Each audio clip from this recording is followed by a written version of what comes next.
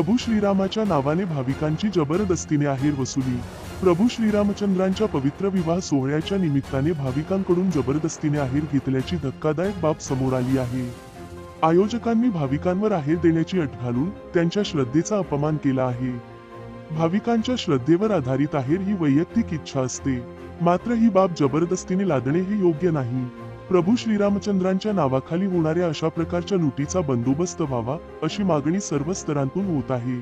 या संदर्भात पुढील प्रश्न उपस्थित होतात, या आहेरातून जमा होणाऱ्या रकमेचा नेमका उपयोग कुठे केला जात आहे? ही रक्कम धर्मकार्यासाठी वापरली जात आहे की अन्यत्र? आयोजकांनी या प्रकरणावर खुलासा करावा आणि भाविकांच्या भावना दुखावल्या जाणार नाहीत याची काळजी घ्यावी। श्रद्धा ही वैयक्तिक बाब असून भक्तांना जबरदस्तीने दान किंवा आहेर देण्यास भाग पाडणे अनुचित आहे। भाविकांनी अशा लुटमारीच्या घटनांवर आपण आवाज उठवून आपली श्रद्धा योग्य ठिकाणी अर्पण करावी। प्रभू श्रीरामचंद्रांच्या नावाने होणाऱ्या अन्यायाविरुद्ध लढा देणे हीच खऱ्या भक्तीची ओळख आहे।